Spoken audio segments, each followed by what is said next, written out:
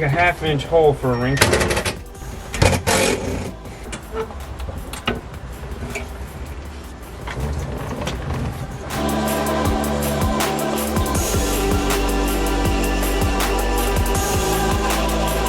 Taking a closer look at what they did back in the day, this is definitely CCA wire. That would be why this corroded and fell apart, just brittle. End of the power wire that was burnt, yeah, as you can see, this is underneath. This is hard as a rock. And you can see here where it has melted. Let's see if we can get through this outer layer. This is like seriously hard cable at this point. Okay.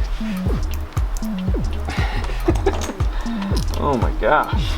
Alright, so here's what we have. This is inside the wire. When we talk about how it turns to dust, this is that dust. This electrolysis here on the copper wire, or the copper outside, you can see is all green. There's a cloud of just fine residue coming off of this. There's the inside where all that corrosion has happened. Oh my god, this is just so like amazingly stiff compared to over here where it isn't. That's, yeah, it's gross. That's what happened to this power wire. This is why I don't use CCA. But hey, it took a while, I guess, right? He's had this in there for quite a long time, so good on him. You can see all the dust. This is all that powder here on the top of the amplifier. Looking closer at the RCAs, in the dash we had that pigtail. In the back we had another 3-foot pigtail. I'm guessing they just didn't have 3 of the same size RCAs like these blue ones here. We of course cut the heads off just because it was super hard to get them through. But these are stingers. These are the old stinger cables and they're directional. These are the HPM RCAs. So those were nice, but for some reason they ran this crappy black one. I don't understand.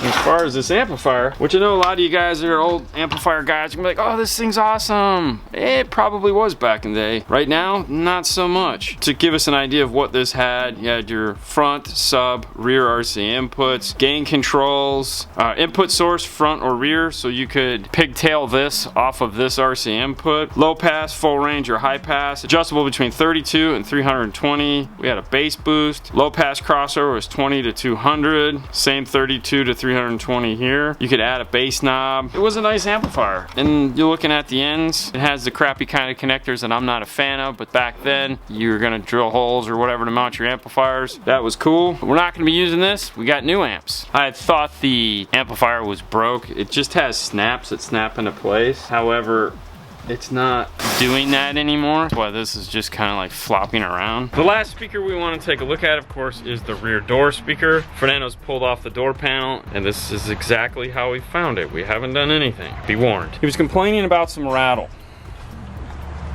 I think I find the problem.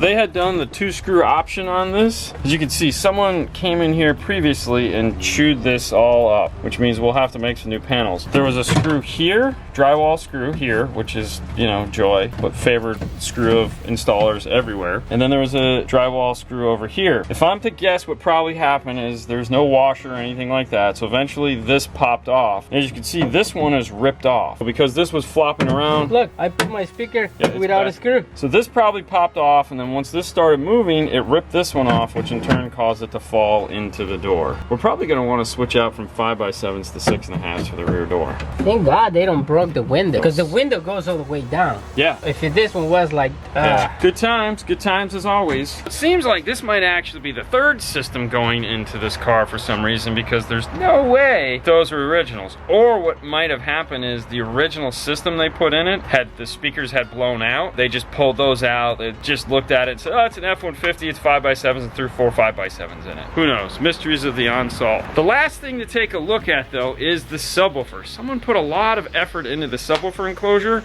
and that's where it stopped. I don't know what you're going to talk about, but like, first, they have... Yeah, there's so much to talk, yeah.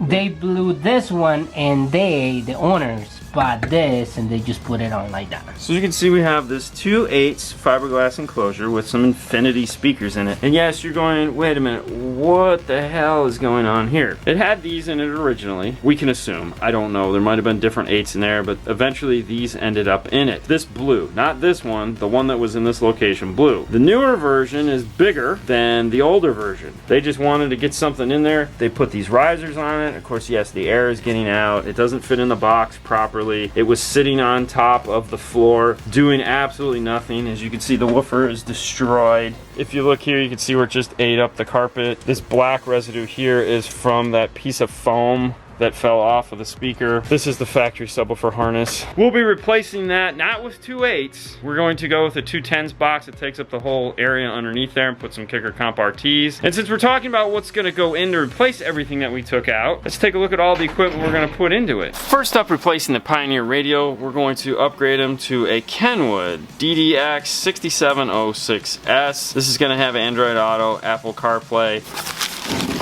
It's going to give us a 13-band EQ along with time alignment, 4-volt preamp section, high-res audio compatibility. Got a lot of the newer features. It's also a CD DVD player. He's an older gentleman that still has CDs that he likes to listen to. He'll eventually phase those out because he's going to be going with modern phone type system. He wasn't prepared to just go at it wholeheartedly yet. It is a 6.1-inch screen. CD DVD are the top, volume controls over here on the side. We will be retaining his factory steering wheel controls for volume. There's going to be 2 amplifiers replacing his 5-channel. The first one up is the R2 504. This guy here. A couple nice features about this amplifier. It has RC inputs as well as high level to low level built into it. If you are going to be doing a factory integration, the high level to low level built into this is very nice. It also has current sense for remote turn on, looking for that DC offset. It comes with the plugs for the high level to low level, as well as an Allen key for the screws. Power wise, this comes in at 75 watts by 4 at 4 ohms, 125 watts by 4 at 2 ohms. Auto remote turn on and off for that high level installation. If you do decide you want to run some form of a remote turn on from it, let's say from a DSP or whatnot. Low pass, all pass, or high pass, variable crossover between 50 and 250. A 2-channel, 4-channel switch, so if you just want to use inputs 1 and 2, you can. If you're going to be using this to, let's say, run a set of components up front, just active. Front and rear crossovers use the same, 50 to 250. Gain controls between 1 and 11 volts. The amp for the subwoofers is going to be the R2 750.1. Yes, as you can guess, it's a 750 watt amplifier. It uses high level to low level as well.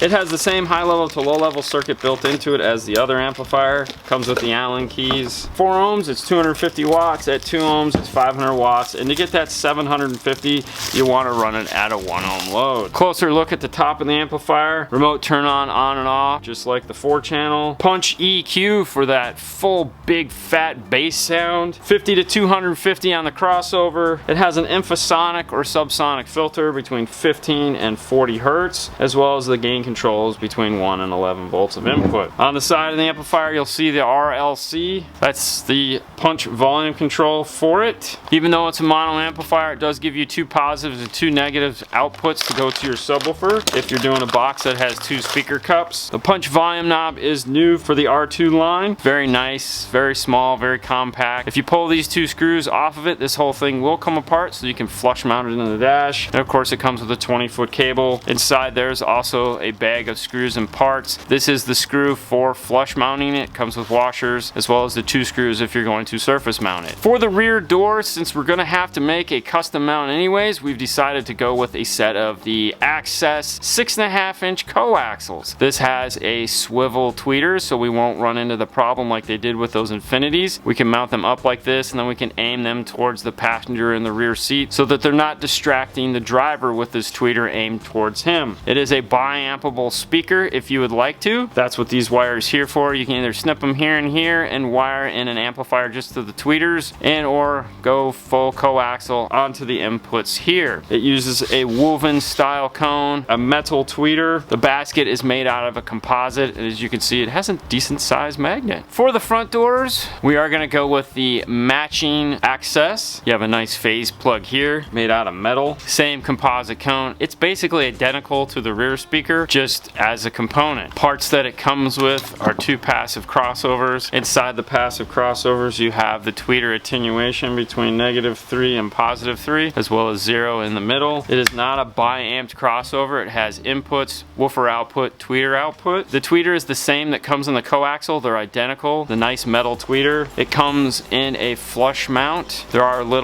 brackets to allow this to snap into place. It also comes with a bag of screws and a surface angle mount. It is designed to either mount like this or like that, so you can have it like sitting up on the dash in the corners if that's what you'd like to do, blowing at your face.